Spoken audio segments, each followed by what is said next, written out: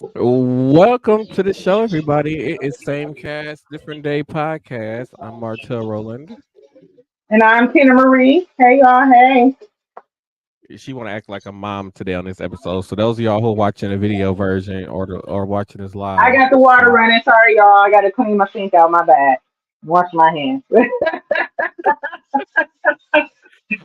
me personally, I couldn't even hear the sink water.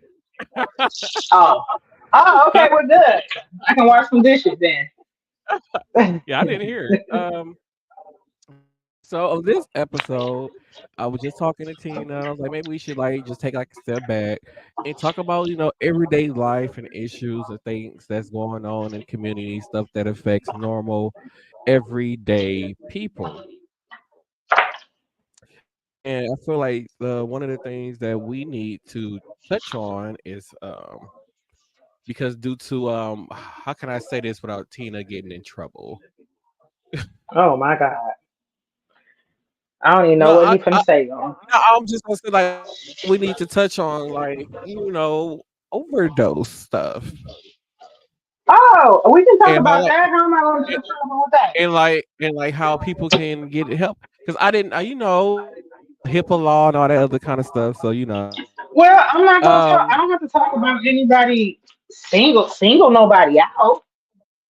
okay, I'm trying to make sure somebody can keep their license and stuff.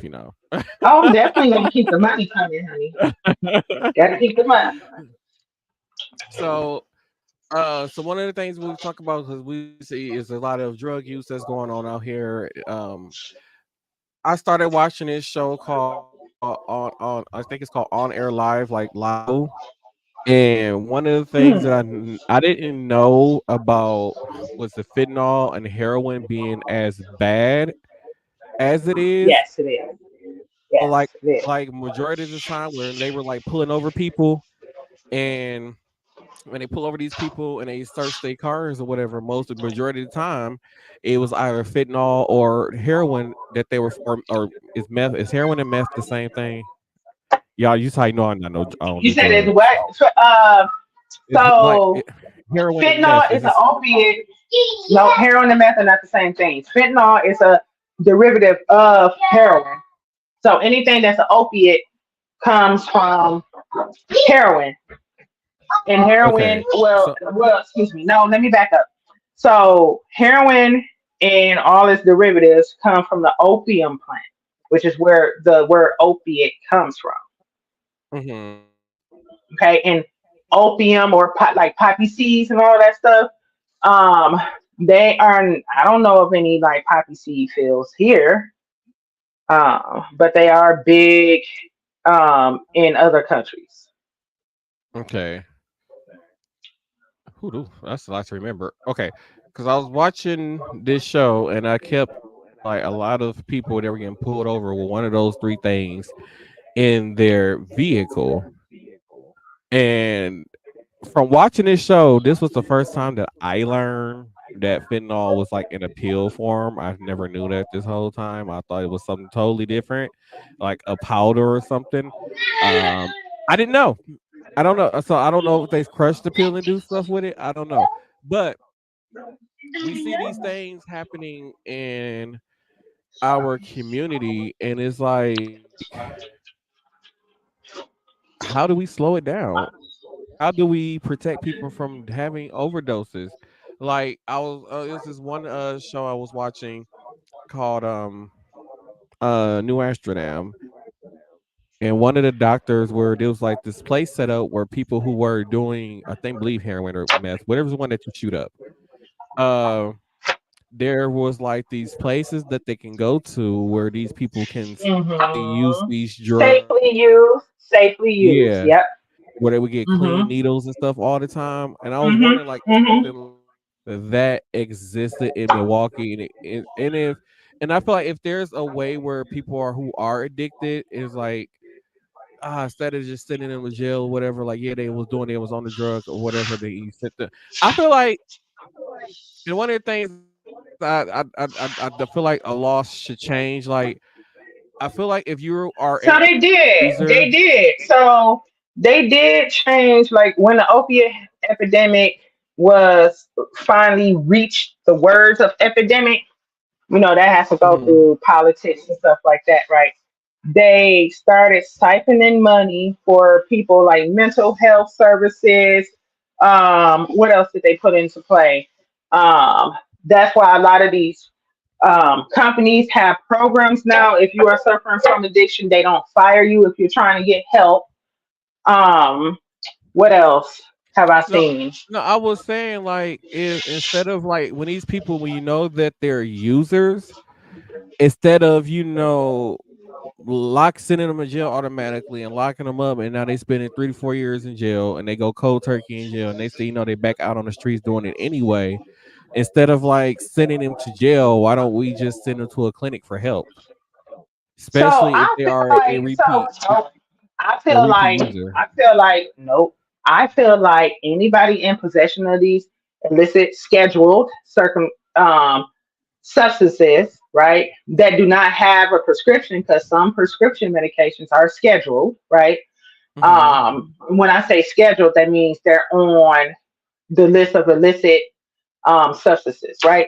Mm-hmm. So I feel like that yes, if you are in possession of one of these things and you get caught, like yes, you should be taken to jail, but they can process you differently, right? So if you are in jail, I feel like because they were putting a lot of people in jail for smoking weed. Mm-hmm. They were. So I don't want them to decide because it's an opiate epidemic. When they had the crack epidemic, they didn't care. Mm-mm. They still a lot, you know what I'm saying? So then when the prescription pills came out, right, which is this illegal substance, um, and they just was like, oh, we have to help people. So that's what I didn't like. It's so many other things going on here. Meth is created in a lab, like home, like basement labs or whatever. Mm-hmm. And it's typically a mixture of chemicals. They get you high. So think about like when people like puff paint, like spray paint, stuff like that. You still get a high, but it's Mm-hmm. not like technically a drug, right? So it's not Mm-hmm. like it's an illegal substance. They put together and formulate crystal meth because it looks like a little crystal, and they get high off of chemicals. Basically, is what it is. Mm-hmm. Okay.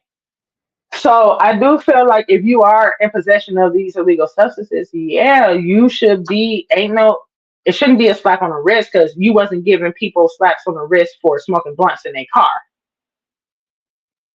Okay, so no, No. but I do feel like they Well, can I be was just talking about like processed in all. differently I feel like I was just saying like any drug that people were getting caught using recreational in general. I feel like if you're a person distributing the drug and creating the drug, then yeah, you should get some jail time. Um, I feel like if we're going to send people to jail for, well, I don't think people should go to jail for weed at all. Cause I don't know anybody who's got high and said I'm afraid go kill a bitch. Like that's just something I've never because heard somebody smoke it's not weed and do. physically addicting. It can be psychologically addicting, meaning it can give you a lot of Hmm. anxiety.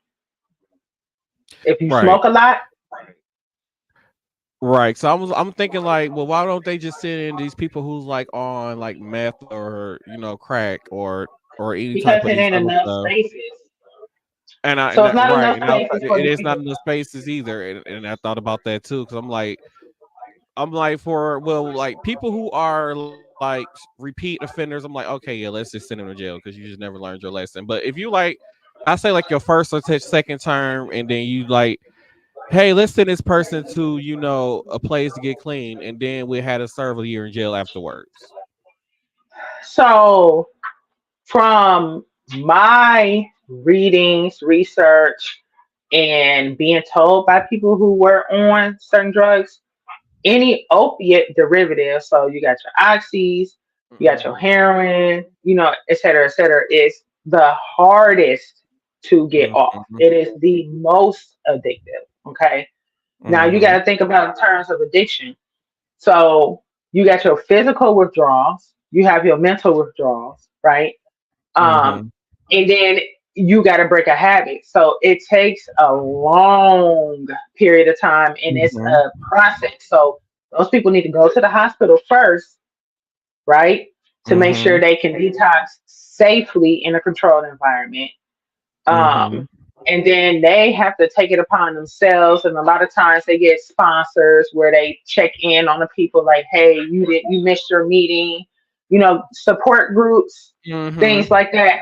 Then they have to get rehab to be able to join back into the general population and be a successful person Mhm. overall, and be a successful, responsible person, and learn how to say no and stop falling into those old habits. So you got to think about it. Addiction, it has a root cause.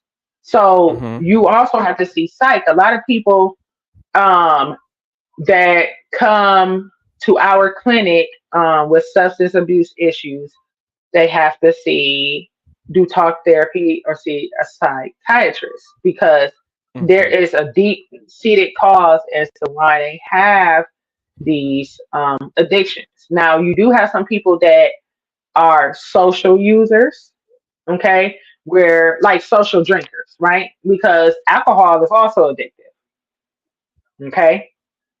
So let's not leave that Mhm. out. We're not we're not talking about just drugs in general, nicotine, like all of that stuff. It's a lot of, as we terrible, just terrible. Um, we're terrible, but so you got to think about just the root cause.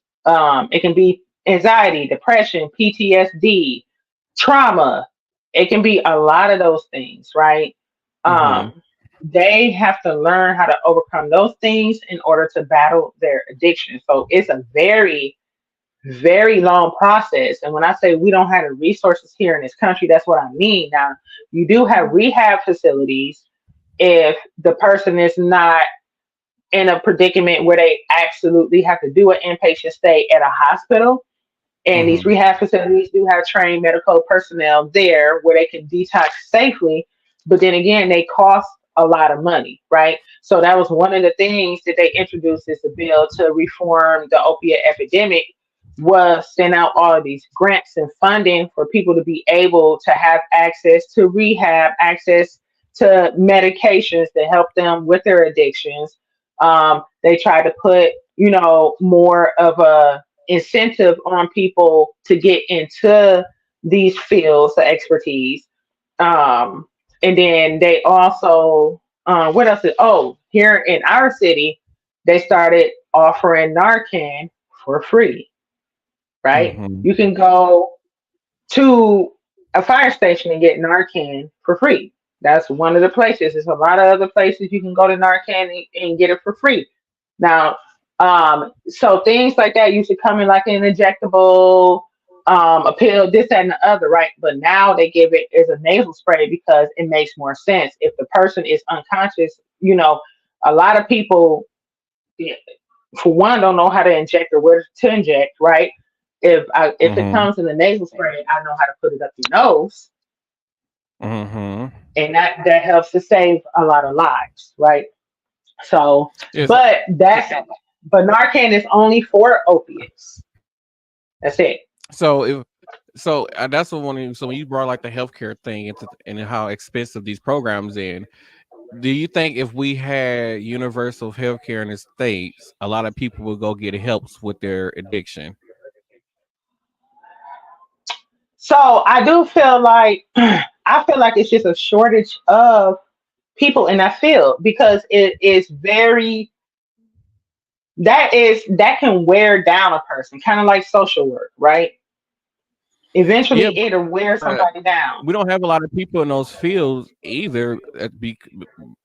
More because we went through a time period where we would basically had this mindset, or you would hear other people saying like you weak if you go talk to a therapist, or a real man don't need to It go used to talk be to more taboo than it is now. yeah. And Correct. so like So back in the day we had a lot of those people available, but now it's like this time period where people who needed help wasn't really seeking out help. So it's like If there's nobody But you seeking gotta out these services, why are we paying these people to be on staff? So it's like they started cutting them. so no so those people still need to be on staff because there's people that still need those providers that don't have addiction.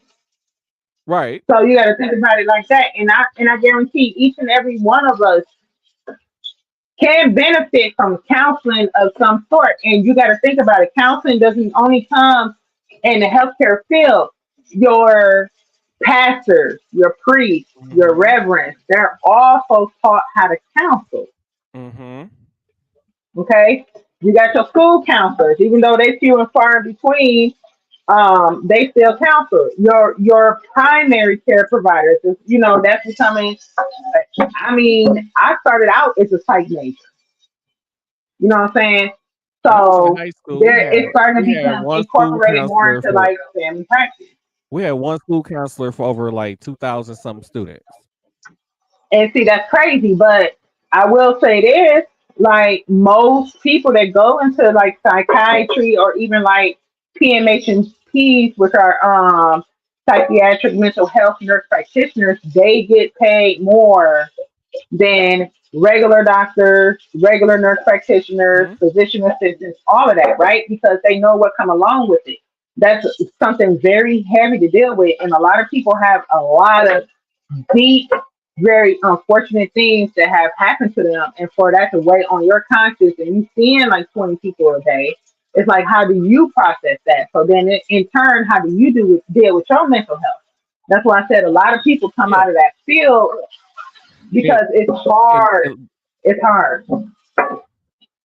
and locally here though, it's like to me, it felt like our city was like we don't want to spend the money for mental health care. And they closed down the only facility where you can go, and if you needed that long-term care in a room to stay in while you were seeking this long-term care, they closed that place down. And now they have a place No, where they got Rogers. Rogers is still open and running. they're You do they're still inpatient open, there. but They it's have not. Dewey. Yeah, They but have like Dewey. Roger, so like when I was working at the mental health facility that I was at, if you had health insurance, they wouldn't even take you at the place I was working at. They will send you to Rogers because Rogers is basically no off of health insurance. But a lot of people who Yep. don't have health insurance or any type of thing, there's no place for them to go long term if they need help, like mental health So when help, you mean long term, do you mean inpatient or outpatient? inpatient. Like they stay, So Dewey, at the facility. yep, Dewey at Sinai does it. So So like Sinai used to be the So like hospital back in like the like day. like yeah, like even at the hospital I work at now, like they got a unit for those people, but at the same time, it's like their mental health, whatever their thing is, that they is not really being taken care of because the No, people who because are it's a process. yeah So then that's why yeah they're supposed to any other chronic condition, when you go to a hospital because you're unstable, they're gonna keep you till you're stable enough to be released, right? That's any chronic condition. Then after that, you hmm have to follow up outpatient. So they do have it's a lot of outpatient clinics out here, but it kind of goes into just any chronic condition. If the person doesn't want to take responsibility of managing their chronic condition by just showing up to an appointment, it's not really nothing we can do, especially if they are their own person. Now, when yeah it comes down yeah to like mental health things, we can chapter them and force them into inpatient. But those are very yeah, but I'm talking specific about for the conditions and ones reasons. who can't, like the ones who can't make their own decisions, the ones who can't like really function without somebody like literally holding their hand. Like it's one there who's been there for a while now, but there's regular healthcare doctors going in and seeing this person, not mental health experts, just regular doctors. Until then, Right. So it's basically just a person there until we figure out where we can send you, that we can send you with health insurance. correct. So think about it like this. That person is still under the watchful eye of healthcare professionals. They do not Yeah, have access to yeah, narcotics, right? yeah. They can't have nothing like that. Yeah, I know that. Yeah, Okay. So to me that's a win in this situation. Even if they're lucky that they are still there. Now, if the person cannot make their own decisions, then it's up to them to have a guardianship put in place, power of attorney. If they don't have neither one of those, then that person becomes the state of Wisconsin becomes their Yeah, guardian. award of the state. Yes. So then they make those decisions. Okay. So it is, I mean, I don't really see it as a broken system. It's just slow.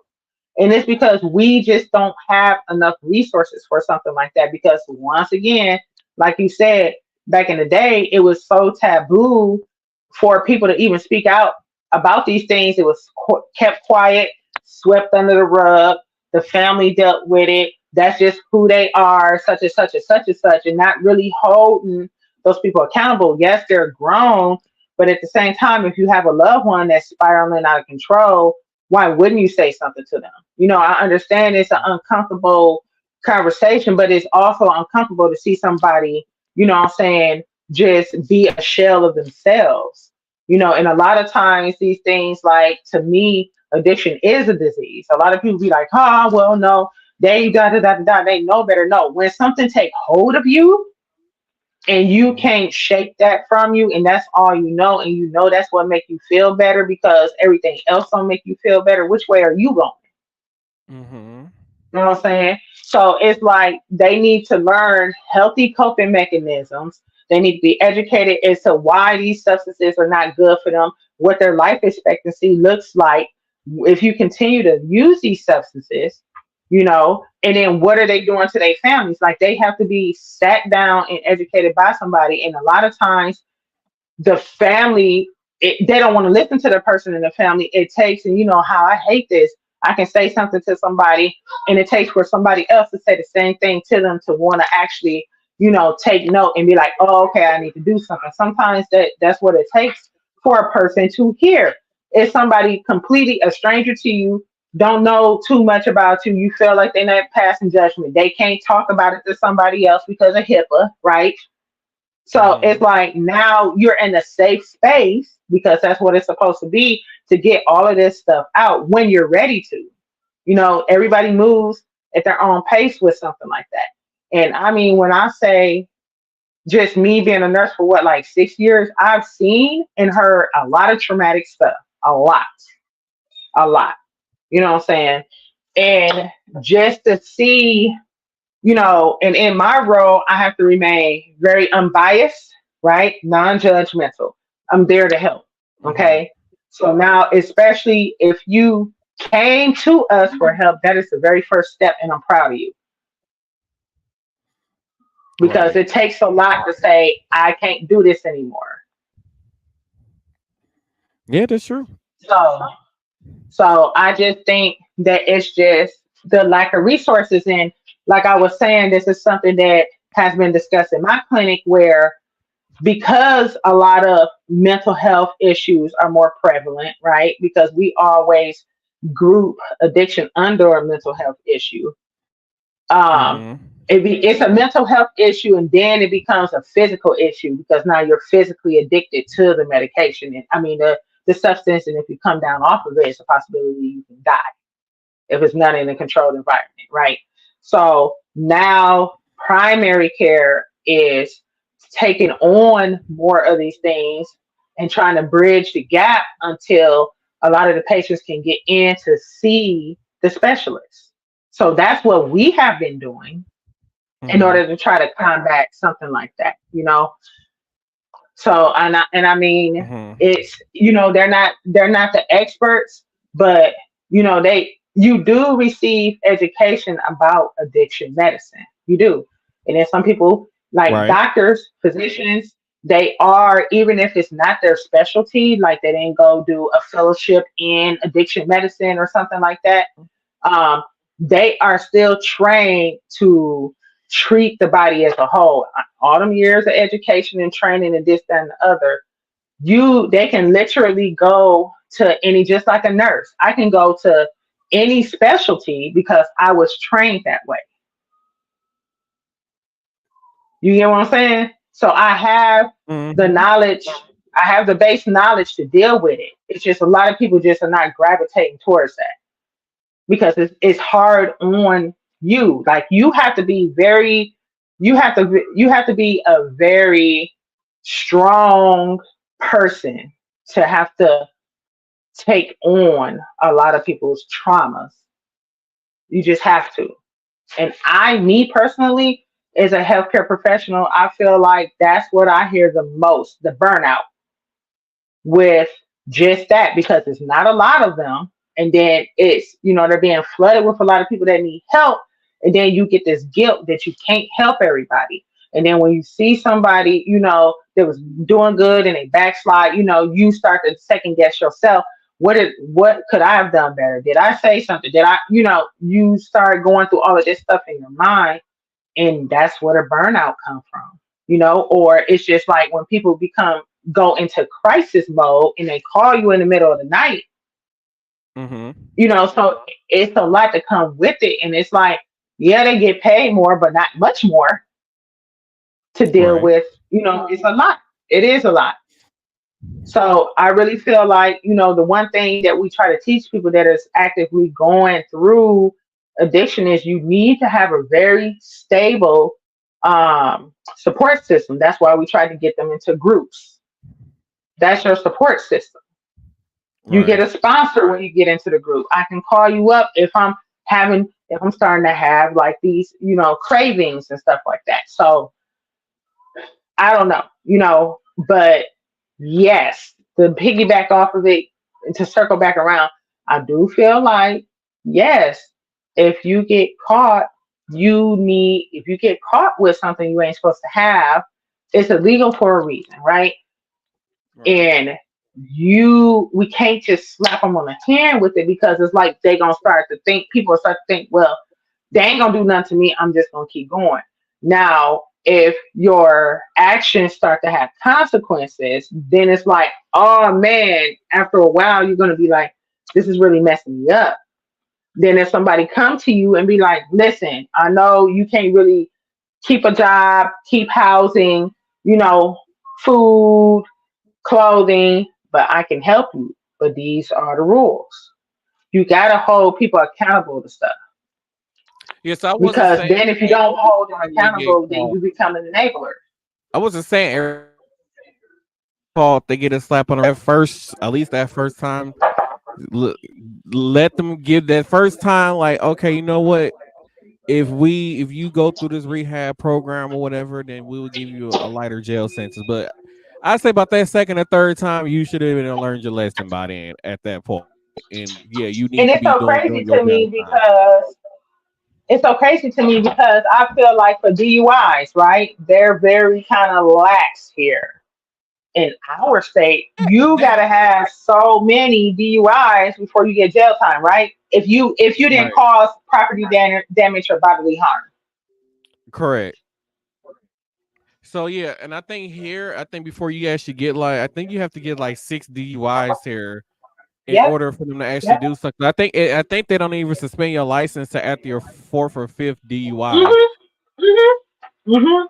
They put the Don't go little to thing in your jail car until so you can yeah, drive. and then you don't go to jail until you get like your sixth DUI or something like that. And then like the only Mhm. time you really get any major the jail time if one you're caught driving on the wrong side of the highway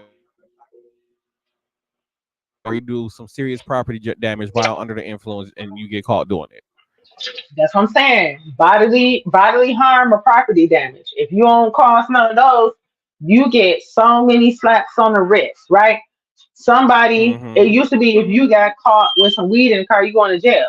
Now they just started enforcing like if you have less than like a gram or something, like, which is usually how much weed somebody can typically smoke at one time, right? Mm-hmm. Then you get a ticket. You get a ticket now. Right. So kind of like a DUI, because they make that so it's kind of like you driving under the influence because you under the influence or something. You know what I'm Right. saying?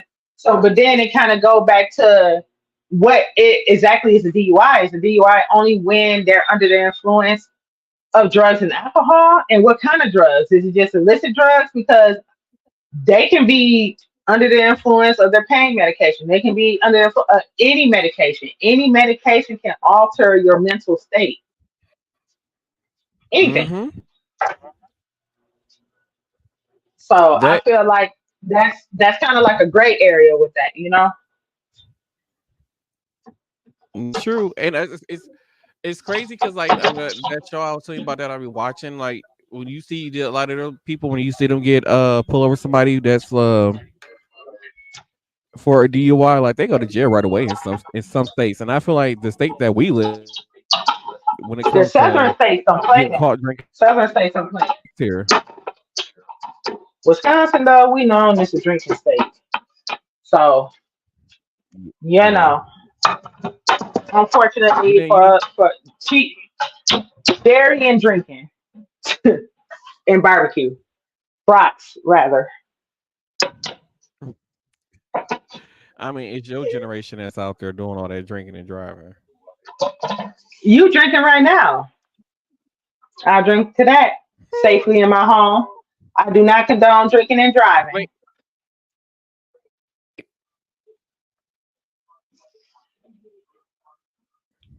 hmm It's like everybody, please just know what your so limitations are. Like I don't condone drinking or being under the influence of anything and not being in your home. Okay, like I don't condone it. Like you got to know what your limitations are. It can be loss of life, limb. You can kill somebody else. You can damage property. You know, it's a major setback. Like, it's just not worth it. Like, know what your limitations are, okay? Because these rules are put into place, and heaven forbid that somebody die after you trying to have fun. right, Excuse me, I'm uh, alive. I'm sorry. and and, and speaking of stuff, y'all, I need to tell y'all about this. Y'all know Uncle Joe was here yesterday. Who? Uncle Who was Joe there? pissed me off yesterday. Uncle Joe pissed me off Oh, what did he yesterday. Let do? me tell y'all. Everybody, if you don't know, I travel through downtown to get home. For people who don't watch the news or whatever, I need for them to figure out sometime they should have sent out a text alert or email that said Uncle Joe is going to be in town. Avoid this Oh area. my God. I was trying to get home from work yesterday. Uncle Joe was over there at the Boys and Girls Club in the ghetto outside waving and shit, taking his slow time. They had the street blocked off for 25 minutes. We waiting for this old geezer to drive down. I forgot he was here. Oh And man. then when he drove past, he looked like one of those, uh, kids that Like in you the know what I'm kid in the saying. candy shop, like, I'm trying not to so that I don't get canceled. oh my God. Pleasant. He looked pleasantly confused. Yeah, okay, we're gonna say that as he was driving past. It Okay. was so funny because they had showed a clip of him when he was at the Boys and Girls Club and he had walked in and everybody started clapping and he was looking around like why is everybody started clapping and he started clapping off confused and shit. Shut And up I'm, and right I'm pretty now. sure other people have been in a situation like you walk in and it's just something happened and you just join in like what's happening like what everybody else was doing. That's how he Shut was up. when he walked into that Boys and Girls Club and they started clapping for him. Shut up. I'm not Oh gonna my do god. it. I wish I had the video on here to show y'all. It was fucking hilarious. But I sat there. I'm like I was sitting there by Fires and Forum for you don't know that's where the Milwaukee Bucks players play it. Milwaukee Bucks play it. So I was sitting there and I'm sitting there and I'm sitting there and I'm sitting there like, okay, why is traffic not moving? So then I finally pay attention, like, oh, it's some flashing lights right here.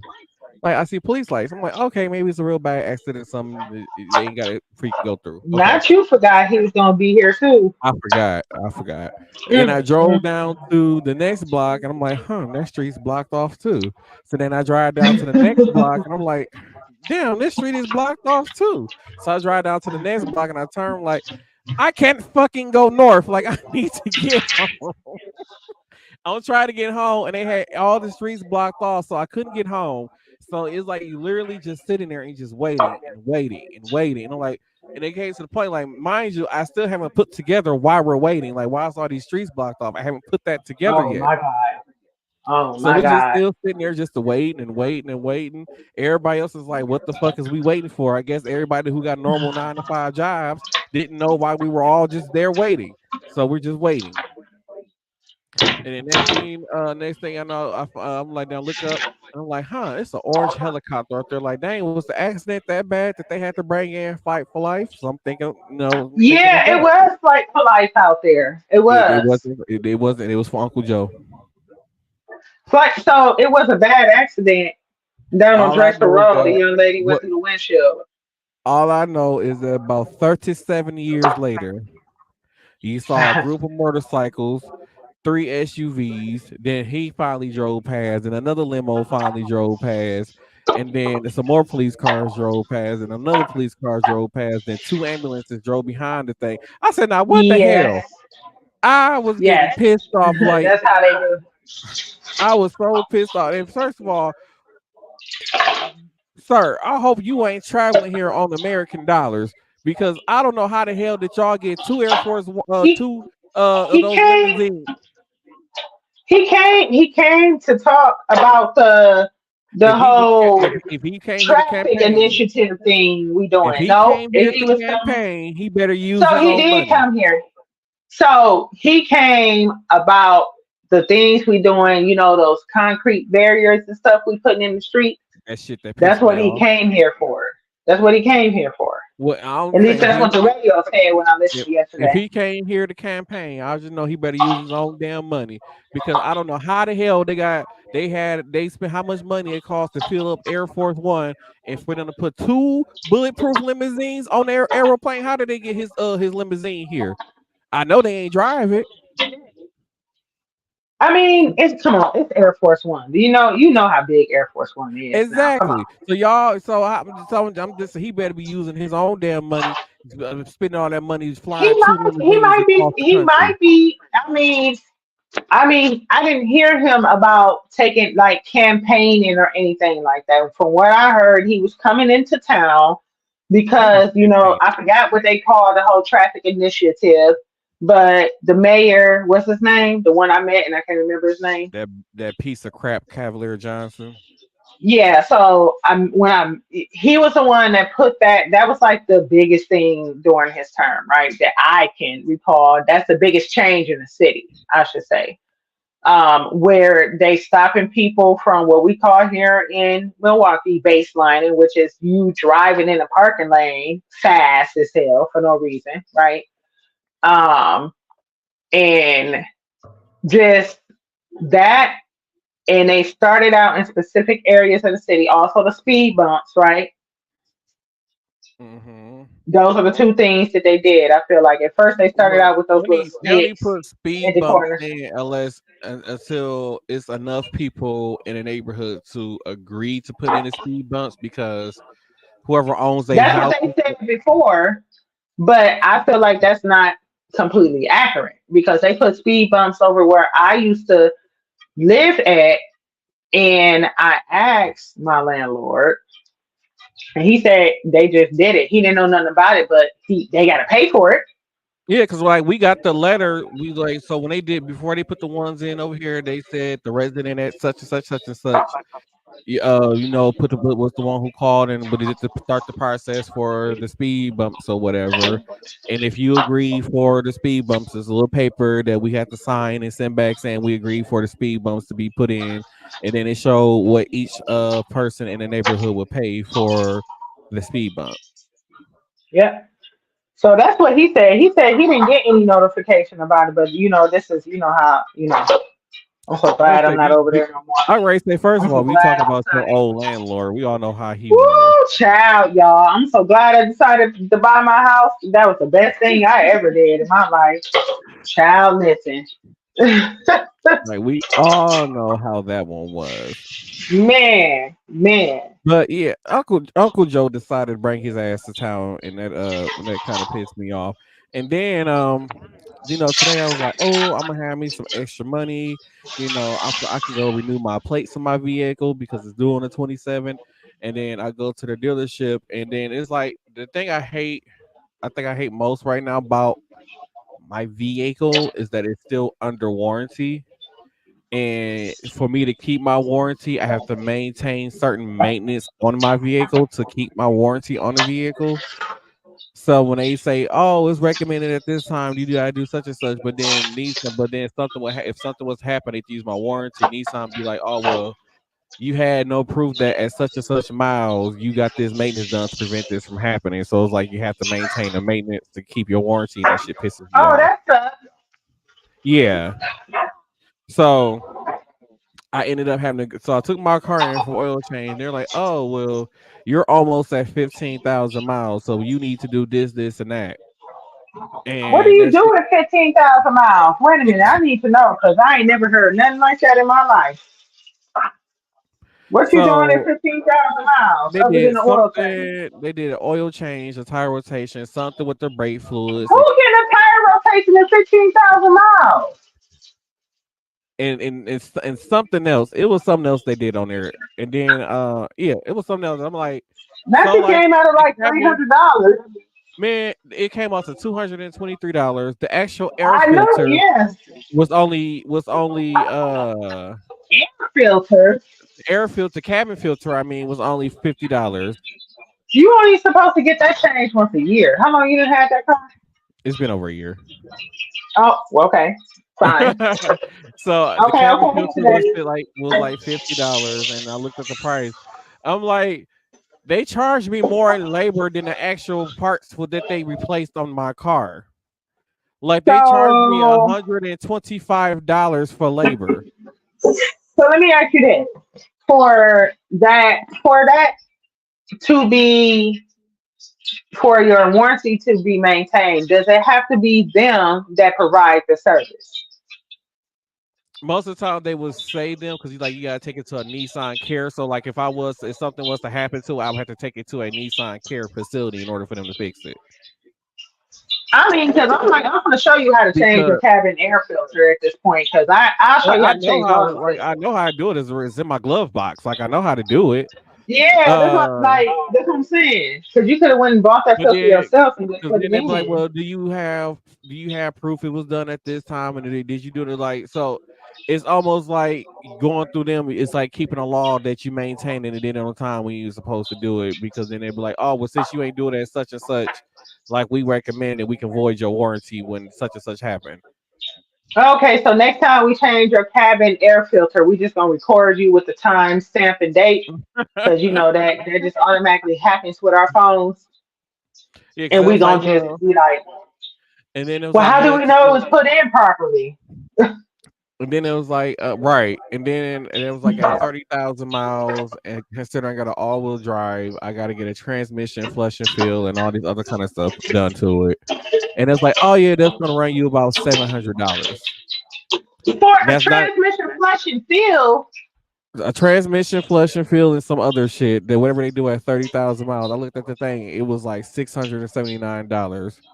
That's not including tax and So labor. so okay, I'll say this. Now, can you go to like a oil place and get your transmission flush, or you gotta actually go somewhere where they change the pan on it? Because That's at actually a like question I'm going to have to ask them. yeah, so at like these oil places they do like I'm not gonna say what I'm talking about. I'm not gonna say any Hmm. names. But they do transmission flushes, but they don't change the pan. They Yeah, don't change I that. think with the dealer, because like they like you go to those places, they say you have to go to the dealership to change the pan because we can't. Is like a lock or something on there. They said that they can't because that happened on my Altima where they told me Woo, I had to you go to you the and these dealership. foreign cars, honey. I can't say nothing because I got a 401 too. It was like you have to go to the dealership in order to change the pan. So it was like, yeah, it's probably just better off going to the dealership. But then it's like the reason why it's so expensive is because you have an all wheel drive. I feel like so my tire rotation and wheel alignment. So they make you do a wheel alignment when you get a tire rotation, right?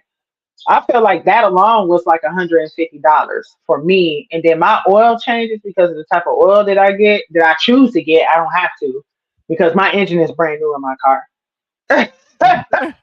I, I feel like we probably got about the same mileage on our engines, but I choose the one like the synthetic, right? I always put Hmm. synthetic in mine, but it's mine was like almost $100 for my oil change. So yeah, that probably was about right.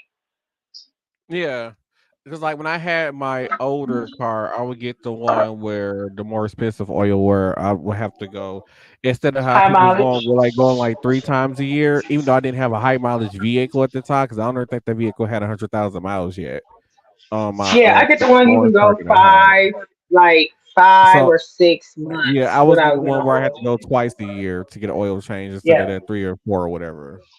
yeah, And then it's yeah. crazy because um so like they was like I had to. It's not they got the sticker and it'd be like you have to go on this by this mileage or on this day. So technically, like I was my thing, my it was supposed to like come get my oil change by March 17th, or it was like at 17,000 miles. Like I haven't even driven. Like I'm still like 4,000 miles away from 17,000 miles on my car. Hmm. And then so like the updated thing, like oh come back in I think June when you hit or in June or 19,000. I'm like, so you know how long it's gonna take me to drive to get to 19th? I don't drive that.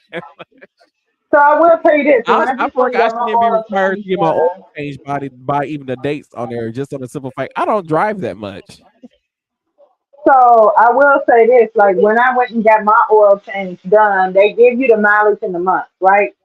They Hmm. told me on a thing, so I opted to get the 5,000 mile one, but then the sticker they put in my car was for like 3,000, and I'm Hmm. like, I just spent, you know what I'm saying? So it's like next month, I think I'm supposed to go get my oil change again, and I think I've only driven like maybe 2,000 miles.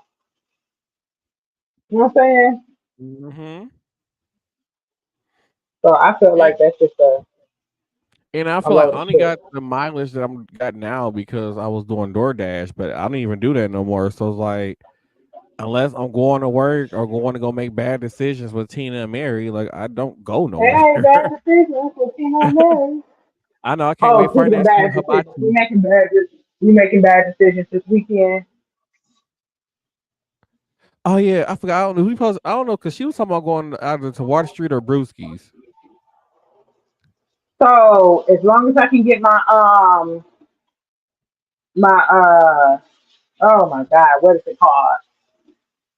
My corned beef in the front spot, then I'm good. You see your corned beef in a crock pot.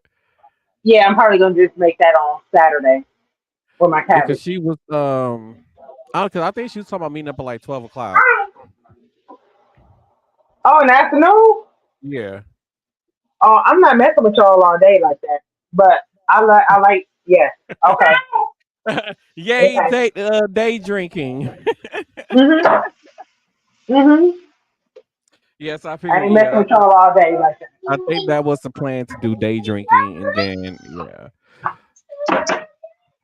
But yeah, I was very upset about Uncle Joe coming to town and ruining traffic and all that good stuff. And then one thing that do need to be discussed is they need to bring back unions so bad.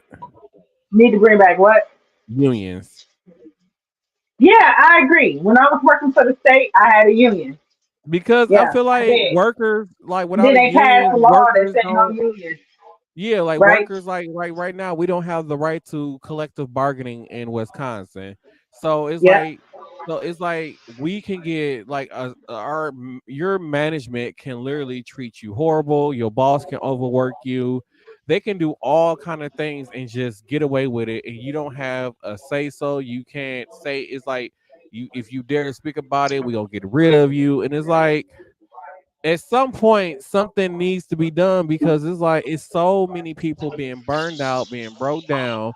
You know, people. There are people like we have a few. I have a few coworkers now that's out for months due to injuries at work, and now they're forced because they were overworked, and then they're forced to sit at home and only get 60% of their pay. But in the difference though, like managers, you know, they could come to work with with boots on their foot, their arm could be in a sling, and they're allowed to come to work and pretend like they're still doing their job and can receive their full pay, while the employees is being forced to sit at home and get half of their pay. And it's like, at what point do companies be like, okay, we need to start treating our employees better, because now they're upset because there's this high turnaround, like, oh, we hired somebody but within 3 months they're quitting. Like, it's like my job has gotten to the point where it's so bad where they hire somebody and then 3 days later they quit. That's how bad it has gotten in the last year or so.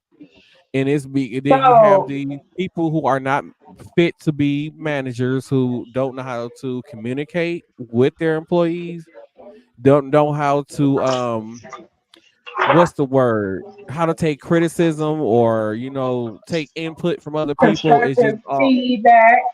yeah, yeah, right. Yeah, their feedback, like listen to their feedback, whatever. Is just no, my way, my way, my way, my way. And it's like people are tired of that.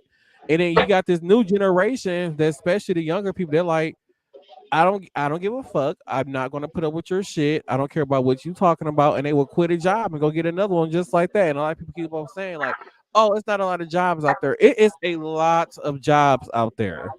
It is. And I said that the other day, like when I was younger, it was so hard to get a job. Now it is so easy to get a job, and that's wild to me. Right. It's like you can constantly make money, and I'm just like, woo, I'm here for it. Yes. Exactly. So it's like it's a lot of jobs out there, and these some of these employers need to realize that. But then the people who are, trying to stick around through the bad times, whatever that the company is going through, or whatever, you treat them Stay like loyal to their company, to yeah, their you employees. treat them Yeah. like shit. And Yeah. it's like at some point, like you need to either reward those people, or you need to change how you are managing your company. Before you lose those loyal people, then you really gonna find yourself in a situation that you don't want to be in. Like in my work environment, there are people constantly complaining on a manager about how unfit the manager is, and how unfair the person is, how inconsistent that this person is, and it's all these, like, they're pointing out, like, hey, this manager is playing favorite with this person. Like, it's noticeable by people who not even manage under this person, and yet there are all these constant complaints about from multiple people about this person, but yet y'all still refuse to do something about this person. So I feel like a lot of things that happen at where you work at, because I used to work there too, y'all, happen because it's such a large entity, right? I Hmm. feel like some of the things or some of the same concerns that you have when they come across where I work at, it's a little bit more personable. I do have the opportunity to actually sit down with my boss and talk about things. Her boss, like it's an open door policy. I don't have to make appointments. I don't. I can just walk in and just start complaining out the blue, and then they stop what they doing and they, okay, okay, tell me more. So I feel like that's one of the advantages of working at a smaller company versus a larger entity.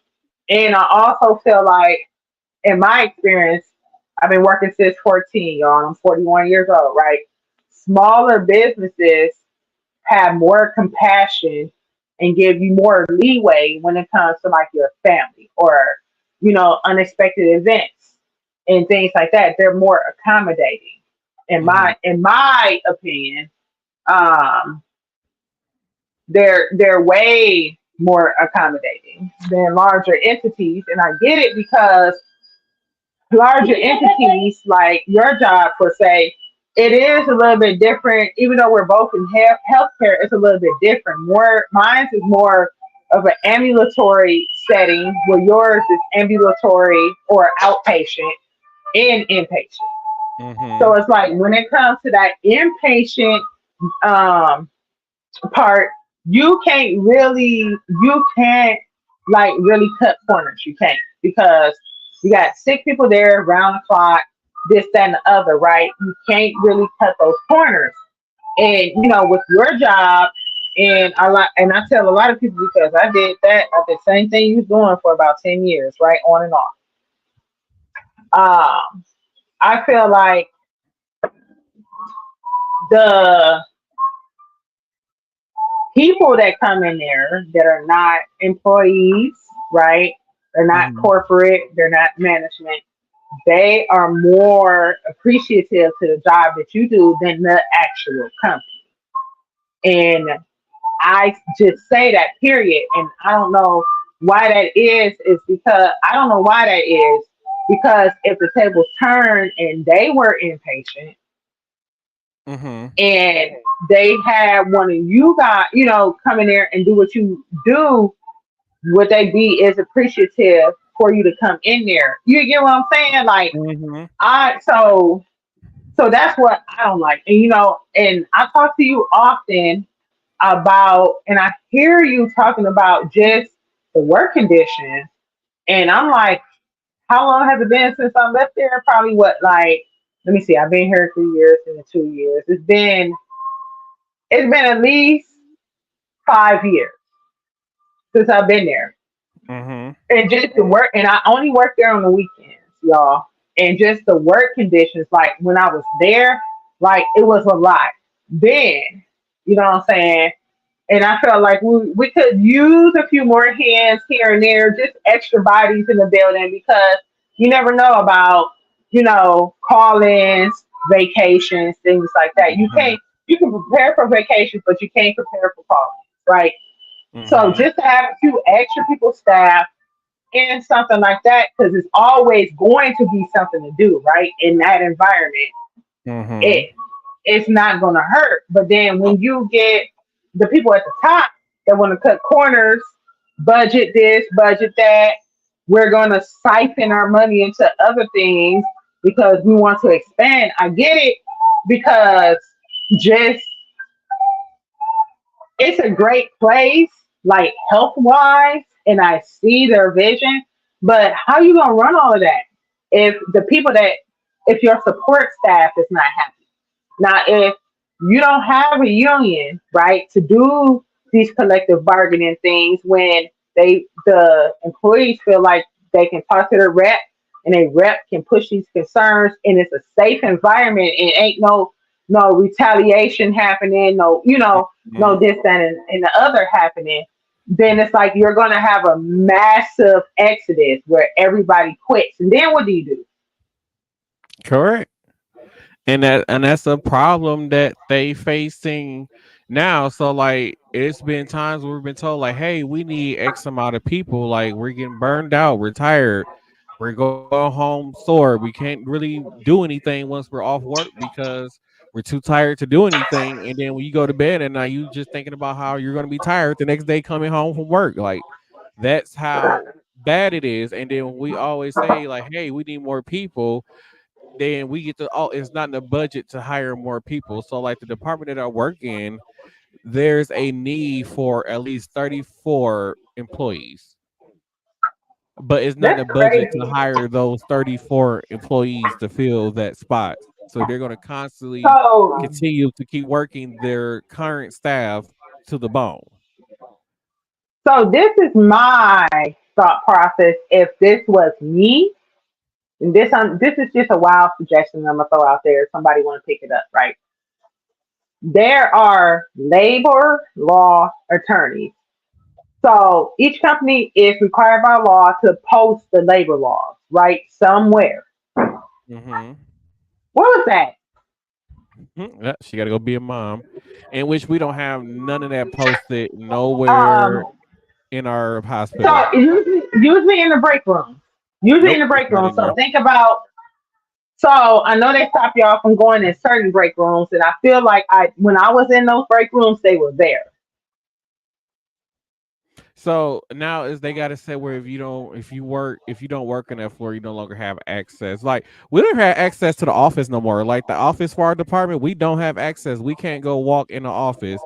They literally have the door locked, and you have to call to get let in, or Yeah, eventually one of them might see you on a camera and they might buzz you to come in. That's if they even bother to buzz you in to come in. that's crazy. But so it is required for them to be posted somewhere. You just got to find out where they have it posted I mean, for the your director, department.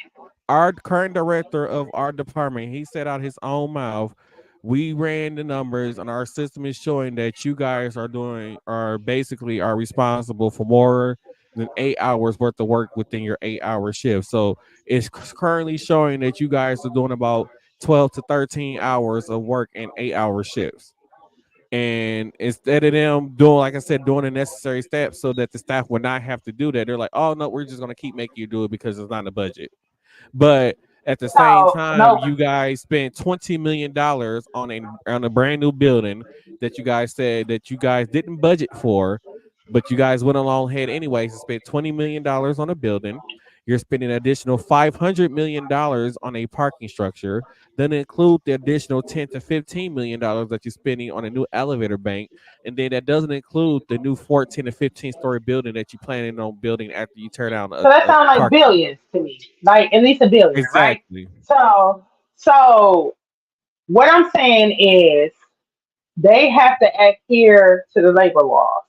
Now, when it becomes unsafe work conditions, that's where that gray area comes in. So you can never really say what is an unsafe work condition, right? Unsafe work it's a broad subject. So Right. that's where y'all will have your case at. If you get enough people to come forward, go to a labor attorney, right? And say, hey, we feel like because they're telling us we have to do this, that, and the other. You fear retaliation as far as being written up, suspended, or fired if you don't perform these duties. And then tell them how much work you're being told to do and how it's not plausible for you to complete all of that work in one day safely, right? Right. Then you go back into like injuries, sickness, stuff like that. Then it's like, hey, well, you're physically burning these people out. And then you have even more of a case where it's like, I'm doing a workers' compensation case. You got plenty of people around there that's doing workers' comps because you're burning these people out with manual labor. Mm-hmm. I can't do this anymore. And then you're holding up payments, this, that, and the other. Like it's a lot that you're going. So, but if you get enough people, because that's a big entity, you can file a class action lawsuit. And then when you file a class action lawsuit, the plaintiff don't have to be named independently. It's a class action lawsuit All right. against them. So then you can remain anonymous, and then now you're okay.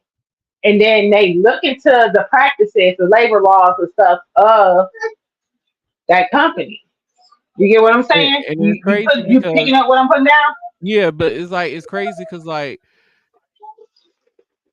the younger people, I would say like the people that's in their 20s, they don't even stick around long enough to or even care long enough. They're just gonna quit. But that's And one then when thing you that can try be to brought up in a class action yeah, lawsuit. Like the and then when unsafe work conditions causes a high turnover. yeah, and then like the older staff members, they have this mindset that because the man told me I have to do it, I have to do it. And So so they work like like slaves. Excuse me, y- y'all. yeah. So like when you, like so when you try to get them to band together, they're scared to do it. Or But it doesn't have to be just one department. It can be multiple departments. that That's the is that thing. that's also correct, but that's crazy because like you said, but like the Unsafe departments patient to are nurse ratio, yeah, stuff like that. but the Okay? departments are like so divided. Like it is so divided there. Like there is no I type feel of like I like feel like if y'all, I feel like if somebody brought that up, they wouldn't be divided. I feel like if somebody sought out a lawyer and told them this is happening across multiple departments, just not mine, and I see, and it's causing a lack in patient care, that's the issue right there. right. You're causing a lack in patient care. You cannot do that, right? Mm-hmm. So then that's when they come in and they start to question people. That's They true. start sending their paperwork in, and then they meet with whoever their lawyers are, and we sit down. And 9 times out of 10, because it's such a big entity, they want to settle outside of court. Okay, Mm-hmm.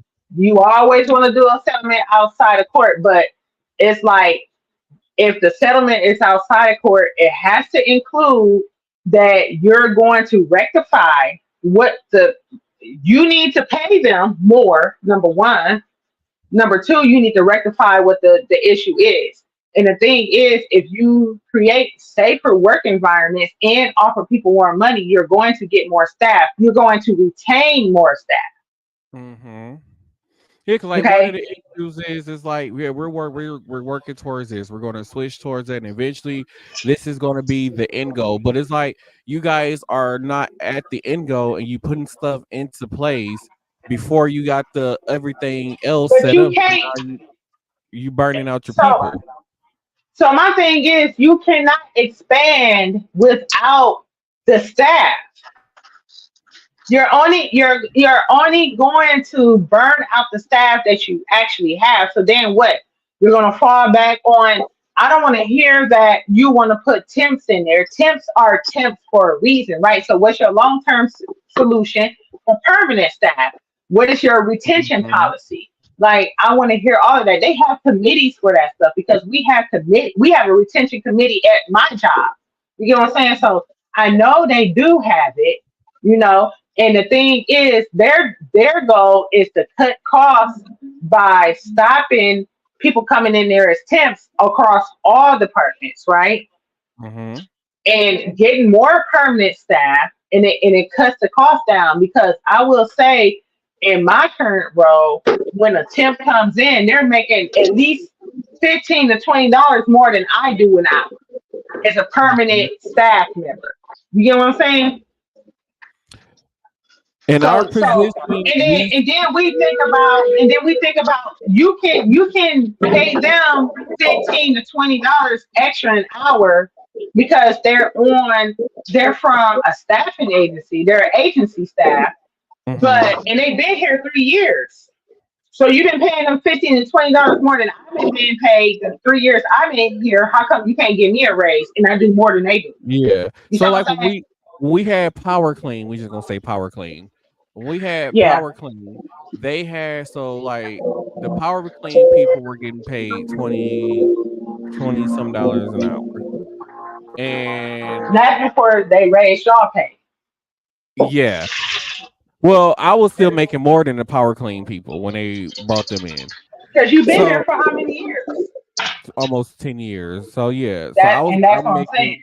So I was making more than them, but at the Okay. same time, but way how it breaks down is so they pay so like the company me and Old Man Theater work for, they will pay Power Clean, what we're gonna pay you guys, $45 or $50 per person you guys send here per hour. Yep. That's how it works. And then Yep. so out of Yep. that 45 or $50 an hour, Power Clean be like, hey, we're gonna pay somebody 20 some dollars an hour so that way we can make a profit off of them being there. And Correct. so then at the time where they were bringing in these people as like temps, they were so they was like, oh, they're not going to go in COVID rooms, they're not going to do this, they're not. So it's like, why are they here if they're not going to be here for the things that we need help for?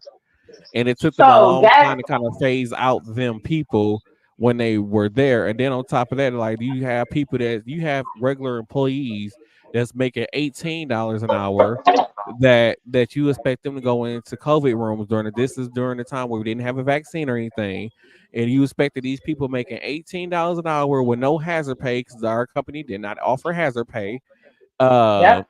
to go into these and go into a danger zone. And um but but you were paying these 10 people, $2 more an hour to do less of what you were paying your actual people to do. Not even just the COVID rooms, but the other rooms, right? I'm not gonna say the Right. three initials, right? Mm-hmm. Where they had to have the same nurse, the same CNA, the same, Oh, and then they to blocked save up. Yeah, money. so To save money, they changed that. They don't do that no more.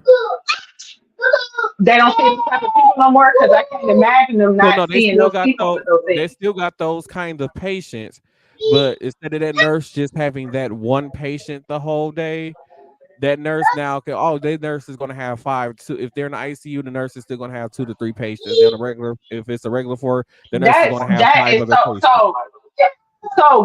so where is the research saying that that's safe, right? So that's my thing, right? Cross contamination. So I need to see some. See, that's why I can't work there because I wouldn't even. They would have been got rid of me. First of all, they tried to lowball me. They tried to lowball me, and where I'm working at in primary care, I have weekends, holidays off. I damn near make $20 an hour more than what they was trying to offer me on the transplant unit. You know Mm-hmm. what I'm saying? Sick people, transplant. Okay, Mm-hmm. and now I'm seeing people that's walking in for just regular common chronic issues. That's it. What you say? You need a TB test? Oh, okay. You need a flu shot? Oh, okay. Your blood pressure high? Oh, okay. What your diabetes look like? Oh, okay. Stuff like that. So that's what I'm saying. Like that's wild to me. And that's why, and back in the day, that facility was the facility to work at. It was so hard to get into. And that's the whole reason why I applied there in that position because I knew I was going to go to school. I knew I was going to graduate. And I was like, I want to work here. This is going to be my first job. Man, when I sat down and had my first interview, I was like, first of all, I had been put in an application to transfer. They wasn't trying to let me transfer for one, right? They was trying to hold against me when I was in the hospital. When you Mm-hmm. came to see me in the hospital, right? They tried to write Mm-hmm. me up for that, right? Like, Right. how you gonna try to write me up for something that you knew I was in the hospital at the same hospital I work at, and you tried to write me up for that, and then you tried to hold that against me when I wanted to transfer after I graduated. So Oh, I they had to still eat them do up that for now. that. If you don't I had to find eat them up. if you don't file for a leave of absence now, so say like you go into the hospital and you don't call in to work and like I can't call, I'm in the hospital, what you expect me to do? Yeah, they still hold those absences against you. Oh, I called in. So that's the thing. I called in every day that I wasn't Yeah, there. but And I and supplied they still hold doctor's everyone against you. excuses and everything. Yep, and they still hold it against you. Like, oh, well, you didn't file for a leave of absence, so these are still going to count against you. But I couldn't though, because I was part time. Exactly. I know. You know what I'm saying? So that's the thing. And I asked, so this is my thing. When you go to your supervisor and you ask what you're supposed to do, and they tell you you straight. She told me I was straight. You know what I'm saying? And I ain't gonna say no name. She told me I was straight. And I didn't believe her, so I still called in every single day. I think I was out for 2 weeks. And to be honest, I probably need to be out longer than that. But I am who I am, right? Mm-hmm. So for me to come back when I did, you know what I'm saying? And then I get hit with a write up and it's not even her. She put somebody else up to it to present the write up. And I threw it Mm-hmm. back in her face and I said, y'all crazy. Y'all crazy is I don't know what to think I'm going to sign something like this. Absolutely not. And I said, and if you don't get it off my record, I'm going to find an attorney and I'm going to sue y'all. Right. And what did they do? They took it off my record and they told me I could transfer. I'm not gonna play with y'all. That's why I say to people, Know what your rights are. Read everything that you sign in when you first get your job, for one. People are notorious for not reading the things that they sign when they first get their job. Know what it is that you can and cannot do. Know what the loopholes are. This is 2024. We ain't nobody's slaves. Ain't nobody slaving to nobody. I don't And care what your when race we used is. to We ain't doing that. Absolutely not. They need us. when we used to They have need us. huddles, we don't have those no more. But when we used to have them at the beginning of the huddle, they're like, "Oh, we need you to sign this." And they now it, like after a few years, I was like, "I'm not signing that until after the huddle."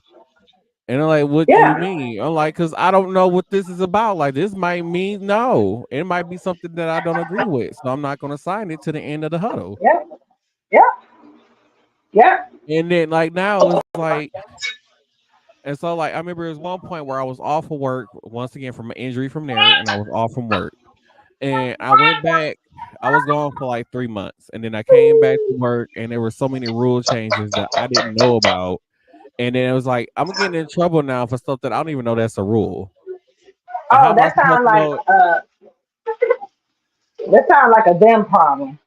Yeah, and I'm like, well, how am I supposed to know that something is a rule if nobody told me that it's a rule when I came back? Hmm. So it's like one of those make it make sense situations. Like just like recently at work, I was like, when I come in the morning, I said I have other shifts complaining about. Oh well, he left this and this wasn't done and this wasn't done. So like for like Yeah. a whole, well, I waited a whole week. I didn't say anything. So I went to a certain floor, one of my floors. I went to a certain floor, and every day I went to the room. I took a picture of what I walked into every single day, and I said every single day it was the same thing. It was I was coming into a bad situation every day.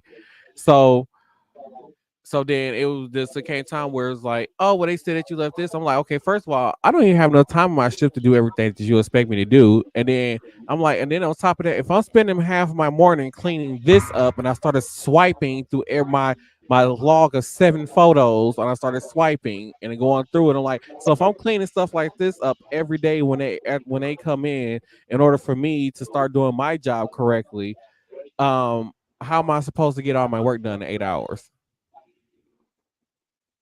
I always said I didn't want to go into management because I knew I probably would get fired for the mouth I got on me. But Hmm. maybe they That's what I do thought need people like us in management. You know what I'm saying? Like, not just placeholders, like people that's actually going to speak up for the staff because we've been there. We've held those positions. Oh, You that know that what I'm place saying? that place, the managers are not allowed to speak up for their staff because all the managers who has spoken up for their staff has gotten fired. But that's retaliation. Retaliation. That's Mm-hmm. retaliation. That's I think I'm I not. told you this before. I had a manager before. He was like, "Hey, He submitted a plan to the director saying, hey, I work for the government and I done this and I done this. Like planning is what I did for most of my career." So he was like, "Hey, I got this plan that I put together that one put a lighter load on the staff, and two, it'll still save the company money." And he was like, they threw his proposal in the garbage. That is terrible, man. And then it's And then like, 2 weeks later, like he I quit. said, Mind you, he was that's a what I said. supervisor. Like, He only lasted about 2 months as a supervisor before he quit. Shout out to but that's Dan, what by the I'm way, saying. because he's on my Facebook list. Shout out to you, Dan, because man, I miss you as a supervisor. You don't get a lot of those. No, But that's what I'm saying. Like, just how, like, why? Like, you just gonna get rid of somebody. That's why I couldn't do it. Like, they would send me emails, and they send them still send me emails. Like, we don't like to recruit you. No, no, you wouldn't. You don't know what you're gonna get man, I yourself don't into. understand how we have like the second shift supervisors and the first shift supervisor. There's an overlap where both of them are there at the same time. And Yep. instead of like talking and communicating with each other, like, hey, can you come up on the floor and I can show you this? Or I can say, like, hey, look, can I point this out to you? Da da da da da. Instead, like you Mhm. have your staff take a picture and then you tell your staff to send it to you and then you gonna email it to that supervisor. Like, Why are y'all emailing each other and y'all all sitting in the same room? And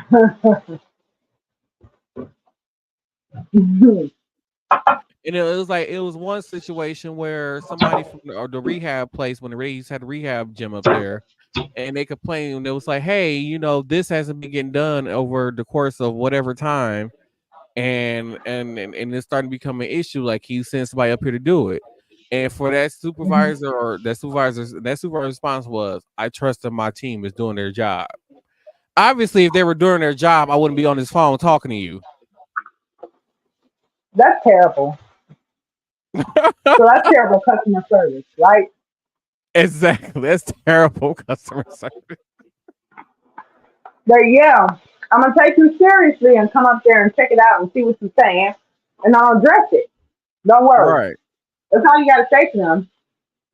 You go back to your staff and say, hey, this is the concern that was brought to me for this area. You know, Mm-hmm. can I have somebody speak up on it? Because you really don't know if you're not there watching, like lurking, like micromanaging over somebody. You don't know what happened. Maybe Exactly. they got pulled away to do something else. Maybe they were short staffed that night. Hey, give me some feedback as to what happened, you know, and then see what they say. Don't just go into it and then just making it seem like we're nobody doing their job. Find out what the issue was. And then when you get a bunch of blank stares, right, Mm-hmm. then you need to go, and that's the area that you need to micromanage until they get Exactly. it together. Exactly. But that would never happen. But with that being said, y'all, we I feel like we had a great discussion today. And with the time that we got left, let's head into final thoughts.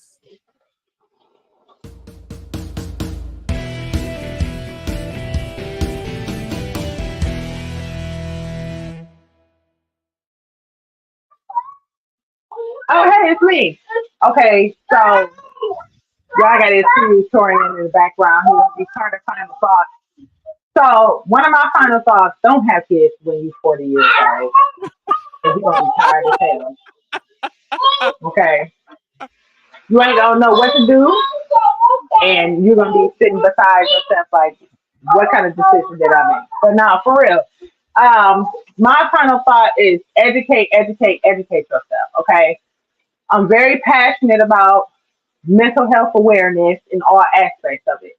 Like I said before, my first major was psychology. Okay. I've always been interested in the human brain and human behavior. Okay. And I feel like that greatly affects how the world is, period. Right? 100%. If you are battling addiction, it's a lot of different resources out there for you. I encourage you to stay strong in your decision. If you feel like nobody is supporting you, I am. You are. You are supporting yourself. Okay. You have to. You have to learn how to bring that out from inside yourself and realize that you're doing it for you. You're doing it primarily for you, to be better for you, because you deserve better. Okay. Final thought number two: don't let these companies get away with whatever. Hold them to what they're supposed to be doing. Read the stuff that you sign in. Learn your law. Educate yourself as far as safe labor practices, and make them stand on it. Like, stand on the things that you have a problem with. If they decide they want to terminate you, make sure it was you know what I'm saying, a fair termination versus an unfair termination. And I will always tell people this: if you go into human resources, your supervisor's office, and you want to complain, you got to make sure your stuff is together. You coming to work on time, your area or whatever your duties are done properly, okay? And then now you have concerns because, hey, this, that, and the other. They gotta take you seriously. You come to work and do what you're supposed to do. And if you decide to complain, they have no reason. They don't have a loophole to get rid of you to shut you up. Okay. Also, start talking to other people. See if it's a pattern. How long you been here? 16 years. This ain't never got better. What you said, force them to get better. You know what I'm saying? They, you are coming to work. You're spending the majority of your lives at their company to make sure that they're making money. Make sure it's something safe and profitable for yourself. Is it also? That's my final thought.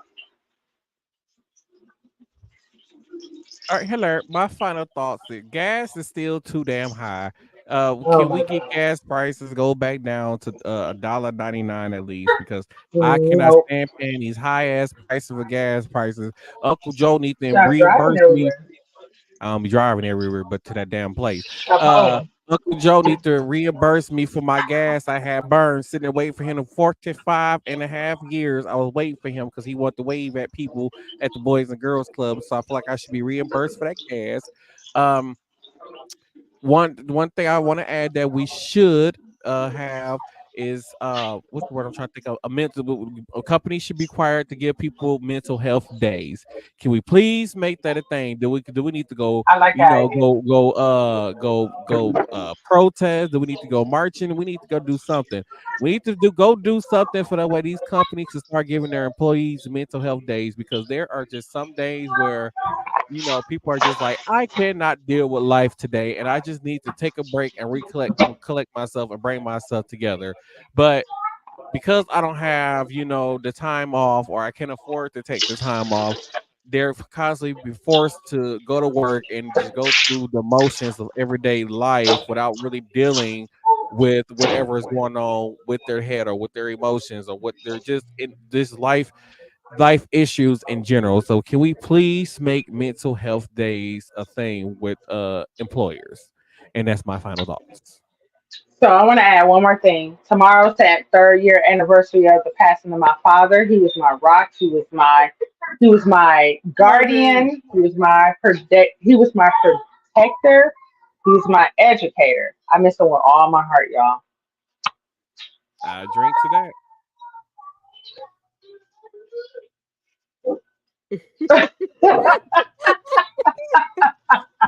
Wait, I got my shot over here. Okay, okay.